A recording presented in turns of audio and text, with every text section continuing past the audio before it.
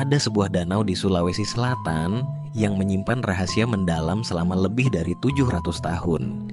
Di bawah permukaannya yang tenang, tersembunyi sisa-sisa peradaban yang hilang. Sebuah desa purba yang tenggelam tanpa jejak. Siapa yang tinggal di sana? Apa yang membuat mereka lenyap? Dan mengapa misteri ini masih belum terpecahkan?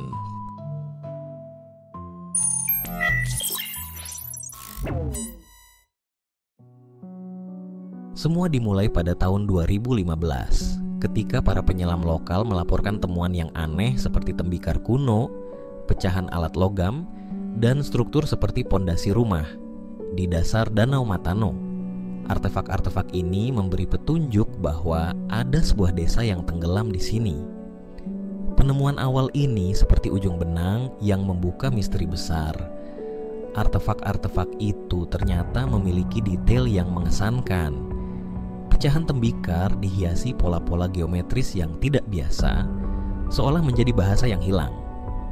Logam-logam yang ditemukan memiliki jejak pengolahan tingkat lanjut, membuktikan bahwa peradaban ini sudah memahami teknologi pada masanya. Namun, yang membuat para peneliti terkejut adalah struktur batu seperti pondasi yang tertata rapi. Struktur ini mengindikasikan adanya desa yang sangat terorganisir. Tetapi, bagaimana sebuah komunitas yang begitu mapan bisa tenggelam ke dasar danau? Pertanyaan ini menjadi dasar penyelidikan lebih lanjut.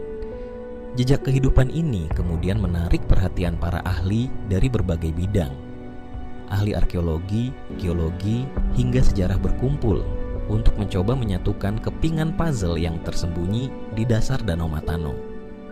Setiap artefak yang ditemukan menjadi bagian penting dari cerita yang lebih besar. Penelusuran ini juga membuka pintu pada pertanyaan baru. Apakah temuan ini adalah satu-satunya? Ataukah ada lebih banyak jejak kehidupan yang tersembunyi di tempat lain di sekitar danau ini? Misteri ini terus memanggil rasa ingin tahu, menjadikan Danau Matano sebagai fokus penelitian bertahun-tahun.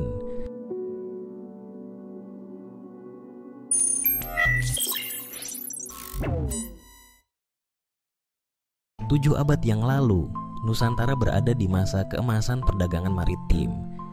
Majapahit dan Sriwijaya mendominasi perairan Asia Tenggara, sementara kerajaan-kerajaan kecil lainnya menjadi simpul penting dalam jaringan perdagangan. Sulawesi, khususnya, memiliki posisi strategis. Desa di Danau Matano, dengan kekayaan besinya, menjadi pusat perhatian. Logam dari sini tidak hanya digunakan secara lokal, tetapi juga diperdagangkan ke tempat-tempat jauh. Alat-alat logam yang ditemukan menunjukkan jejak hubungan dagang dengan Jawa dan Sumatera. Selain logam, wilayah ini juga dikenal sebagai penghasil bahan pangan yang penting. Jejak peralatan berburu dan alat-alat pertanian menunjukkan bahwa komunitas ini memiliki kehidupan mandiri yang kuat. Mereka mampu mendukung perdagangan sambil mempertahankan keberlanjutan lokal.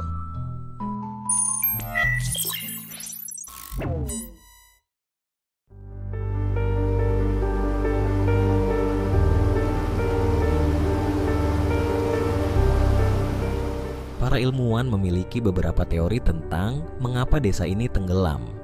Salah satunya adalah aktivitas tektonik. Danau Matano terletak di kawasan patahan yang aktif. Gempa bumi besar mungkin telah menyebabkan tanah di sekitar danau longsor, menenggelamkan desa ke dalam kedalaman. Kawasan ini dikenal sebagai bagian dari patahan Sorong Matano, salah satu sistem tektonik utama di Indonesia. Pergeseran patahan ini menghasilkan aktivitas seismik yang cukup sering, yang dapat memicu longsor bawah air. Longsor ini berpotensi membawa material dalam jumlah besar, menghancurkan desa secara tiba-tiba.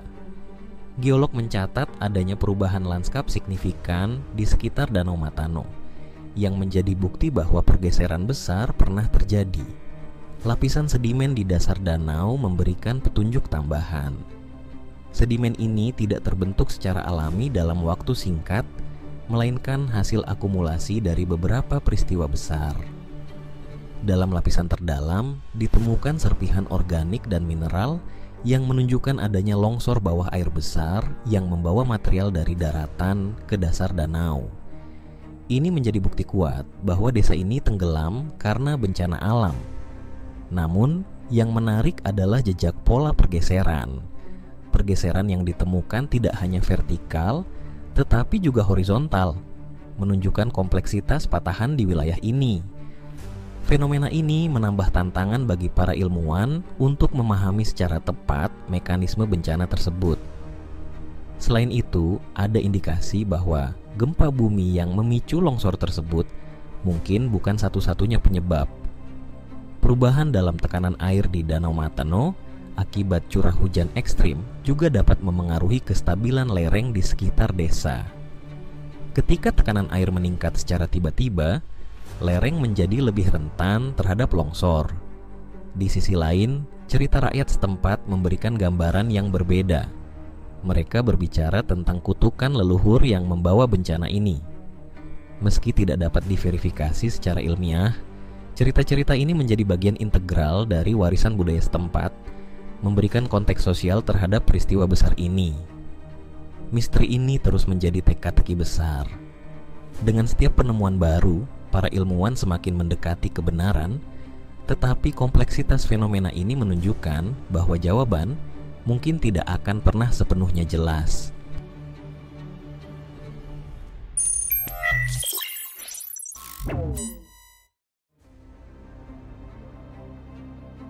Desa yang tenggelam ini adalah pengingat nyata akan kekuatan alam yang tak bisa kita kendalikan. Namun, dari kekuatan itu, ada pelajaran berharga yang bisa kita petik. Alam tidak pernah benar-benar diam. Ia memberi kita tanda-tanda, peringatan halus yang bisa menyelamatkan banyak nyawa jika kita cukup peka untuk mendengarnya. Bayangkan ini, tanah yang tiba-tiba bergerak, retakan kecil yang mulai muncul di jalanan, atau pola air di danau yang berubah perlahan. Semua itu seperti pesan yang dikirimkan alam. Namun, seringkali kita mengabaikannya karena tidak tahu atau tidak memperhatikan. Padahal, tanda-tanda seperti ini bisa menjadi peringatan dini akan bencana yang lebih besar. Teknologi modern telah memberi kita alat untuk membaca pesan-pesan tersebut dengan lebih jelas. Sensor pemantauan tektonik misalnya mampu mendeteksi pergerakan tanah sekecil apapun. Alat ini bisa memberitahu kita kapan sebuah kawasan rawan longsor. Begitu pula dengan pemantauan perubahan iklim yang dapat memprediksi kenaikan permukaan air dan risiko banjir. Tapi teknologi hanya akan berguna jika kita mau mendengar dan bertindak. Namun, mendengar saja tidak cukup. Kita juga harus belajar dari masa lalu. Dalam banyak kasus, cerita rakyat menyimpan petunjuk berharga tentang bencana alam yang pernah terjadi. Ambil contoh kisah desa tenggelam ini. Di balik cerita tentang kutukan atau hukuman adat, mungkin tersimpan kebenaran tentang gempa bumi besar atau kenaikan air yang pernah melanda. Kadang, mitos adalah cara orang dahulu mencatat sejarah mereka dengan cara yang sederhana namun penuh makna. Dan di sini, kita diingatkan akan pentingnya menjaga keseimbangan. Pengetahuan modern yang kita miliki harus berjalan seiring dengan kebijaksanaan lama yang diwariskan oleh nenek moyang. Keseimbangan ini bukan hanya tentang memahami bagaimana bencana bisa terjadi, tetapi juga tentang bagaimana kita hidup berdampingan dengan alam tanpa merusaknya. Desa ini mungkin telah tenggelam oleh kekuatan alam, tetapi ini bukan akhir dari ceritanya. Ia adalah pengingat dan pelajaran bagi kita semua, bahwa jika kita menjaga keseimbangan antara ilmu pengetahuan, teknologi, dan kebijaksanaan tradisional, kita tidak hanya bisa melindungi diri kita sendiri, tetapi juga memastikan bahwa warisan ini tetap hidup untuk generasi mendatang.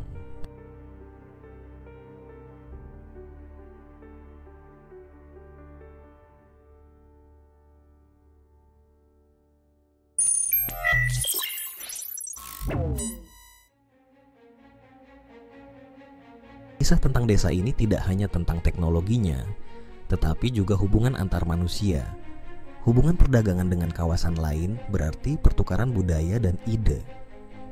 Bukti tembikar dari luar wilayah menunjukkan bahwa desa ini adalah simpul dalam jaringan yang lebih besar.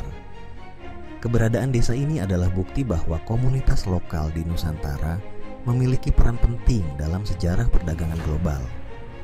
Mereka adalah penghubung antara dunia kuno dan modern, memberikan kontribusi yang tidak ternilai pada peradaban manusia. Danau Matano mungkin menyimpan rahasia yang tak akan pernah sepenuhnya terungkap. Di bawah permukaan airnya yang tenang, ada cerita tentang peradaban yang hilang, bencana yang memusnahkan, dan mungkin peringatan dari masa lalu. Namun, pertanyaannya adalah, apa yang sebenarnya terjadi di sini?